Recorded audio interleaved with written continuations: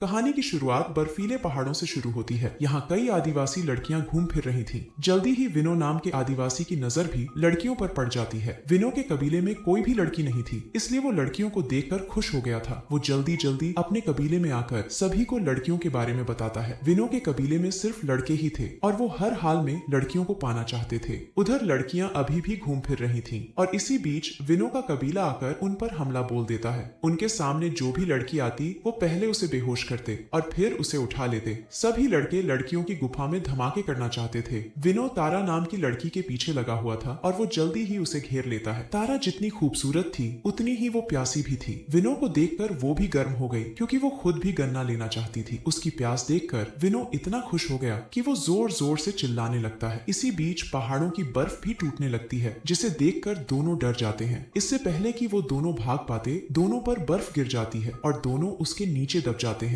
विनो तो किसी तरह बाहर निकल आता है, लेकिन तारा के बारे में किसी को कुछ पता नहीं चलता। अब कहानी कई सालों बाद सैम नाम के आदमी से शुरू होती है। सैम अपनी लवर रोमा के साथ बर्फीले पहाड़ों पर स्केटिंग करने आया था। सैम स्केटिंग करने ही वाला था कि इसी बीच कोई गलती से उसे धक्का मार देता है। इस धक्के से सैम की स्केटिंग तो शुरू हो गई, लेकिन वो कंट्रोल नहीं रख पा रहा था। सैम तेजी से आगे बढ़ रहा था और जल्दी ही वो एक बर्फीली गुफा में गिर जाता है। गुफा में गिरने से उसे ज्यादा चोटें तो नहीं लगी थी, लेकिन उसे गुफा में एक लड़की जरूर नजर आ गई थी। ये लड़की तारा थी, जो कई सालों से बर्फ में जमी हुई थी। सैम जल्दी जल्दी बर्फ तोड़कर उसे बाहर निकालता है और उसे होश में लाने की कोशिश करता है। तारा कई सालों से बर्फ में जमी हुई थी, लेकिन पता नहीं वो आज तक जिंदा कैसे थी। जब सैम उसे होश में नहीं ला पाता तो वो उसे किस करता है। सैम के किस करते ही प्यासी तारा की गर्मी बढ़ गई और वो होश में आ गई। सैम उससे बात करने की कोशिश करता है, मगर तारा को उसकी भाषा नहीं आती थी। सैम कुछ सोचकर जब बाहर आता है तो उसे एक मशीन नजर आती है जो उसी की तरफ बढ़ रही थी। तारा भी बाहर आ गई थी और वो मशीन को कोई जानवर समझ लेती है। इस मशीन में सैम की लवर रोमा थी, जो सैम को ढूंढते ढूंढते यहाँ तक पहुंच गई थी। कुछ देर बाद सैम के बताने पर कई लोग तारा को ढूंढने लग जाते हैं। तारा पहले ही छुप गई थी, इसलिए कोई भी उसे ढूंढ नहीं पाता। उधर रोमा और सैम अपने होटल में आकर सो गए थे। सुबह होते होते तारा भी उसी होटल के पास पहुंच गई जिसमें सैम रुका हुआ था। सैम जाग चुका था, जबकि रोमा अभी भी सो रही थी। तारा सैम का पीछा करते करते यहाँ तक आ पहुंची थी।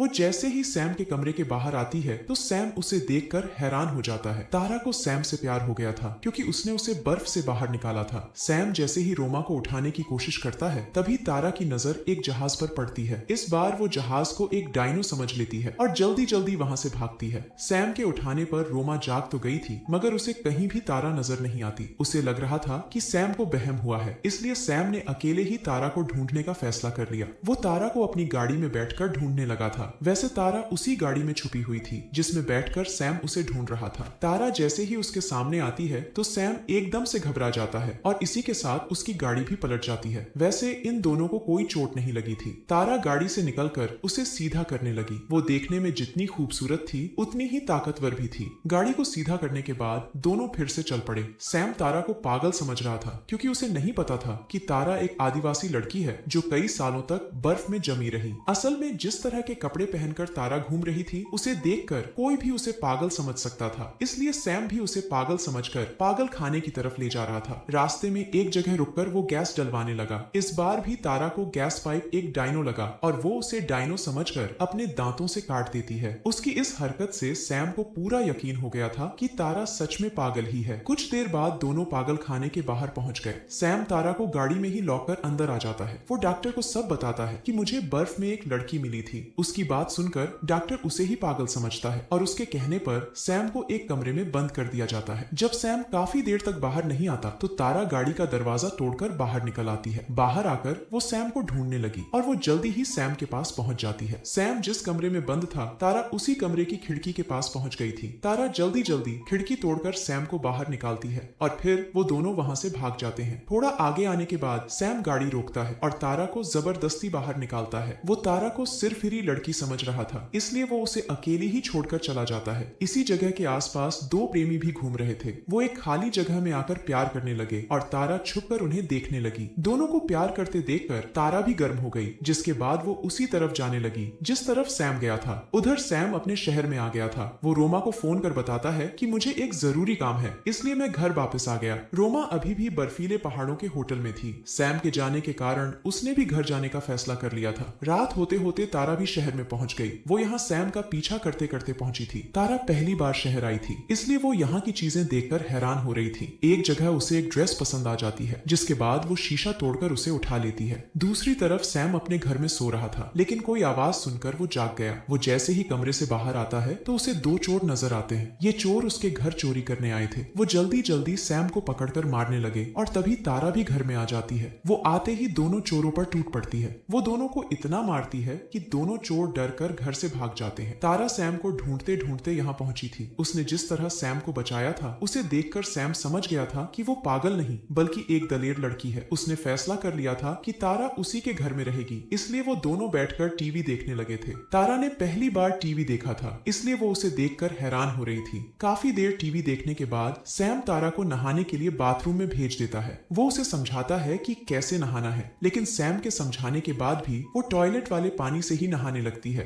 अगले दिन सैम बाजार में जाकर तारा के लिए कपड़े खरीदता है। इसके बाद वो तारा को तैयार कर उसे पूरा शहर दिखाने लगता है। दूसरी तरफ सैम की लवर रोमा सैम के घर पहुंच गई थी। यहाँ आते ही वो तारा के जंगली कपड़े पहनकर नाचने लगी। उसे लगा कि सैम ने उसके लिए नई ड्रेस खरीदी है, इसीलिए वो उसे पहनकर नाच रही थी। इसी बीच पागल खाने वाले डॉक्टर उसे खिड़की से देख लेते हैं। वो साले रोमा को पागल समझते हैं क्योंकि वो जंगली कपड़े पहनकर नाच रही थी। वो धीरे धीरे घर में आते हैं और धीरे से रोमा को बेहोश कर देते हैं। इसके बाद वो जल्दी जल्दी उसे उठाकर भाग भी जाते हैं। कुछ देर बाद रोमा पागल खाने की कैद में थी और डॉक्टर उसे ध्यान से देख रहे थे। जल्दी ही रोमा को होश आ गया। होश में आते ही वो डॉक्टर को समझाती है कि मैं पागल नहीं हूँ, मगर डॉक्टर उसकी बात नहीं मानते। और इसी बीच सैम पुलिस लेकर उनके पास आ जाता है। सैम के कहने पर पागल खाने वाले रोमा को छोड़ देते हैं। कुछ देर बाद रोमा सैम के घर में थी और दोनों बैठकर खाना खा रहे थे। इसी बीच तारा बाहर से दोनों को देख लेती है। जिस तरह से बैठकर वो दोनों खाना खा रहे थे, वो चीज तारा को बिल्कुल पसंद नहीं आती। सैम भी उसे देखकर घबरा गया था, जिसके बाद वो बहाना बनाकर जल्दी जल्दी बाहर आता है। बाहर आकर वो जैसे ही तारा को समझाने लगता है तो तारा उस पर हमला कर उसे अपने साथ ले जाती है। इसके बाद वो उसे अपनी गुफा में लाकर उसके साथ अपनी प्यास बुझाती है। प्यास बुझाने के बाद वो सैम को जंगल में अकेला छोड़ देती है ताकि सैम भी ताकतवर बन सके। कुछ महीनों के बाद रोमा ने सैम को जंगल में देख लिया था और वो उसे पकड़कर पागल खाने में ले आई थी। पागल खाने में सैम का इलाज चलता है और जब वो ठीक हो जाता है तो उसे छोड़ दिया जाता है। सैम अब हर जगह तारा को ढूंढ रहा था। कहानी के आखिर में उसे एक दिन तारा मिल जाती है, जो अब पूरी तरह शहरी बन चुकी थी। दोनों एक दूसरे को प्यार करते हैं और दोनों एक साथ हो जाते हैं। वैसे तारा एक रहस्यमयी कबीले से वास्ता रखती थी, जिसमें सिर्फ लड़कियां ही पैदा होती थीं। तारा के कबीले की लड़कियां बर्फीले पहाड़ों में ही रहती थीं और वो कई कई 100 सालों तक जिंदा रहती थीं। इसी के साथ इस कहानी का यही अंत हो जाता है। हमारी वीडियो देखने के लिए बहुत बहुत धन्यवाद। अगर आप ऐसी ही वीडियोस के दीवाने हैं तो प्लीज मेरे चैनल को जरूर सब्सक्राइब करें। मिलते हैं अगली वीडियो में, तब तक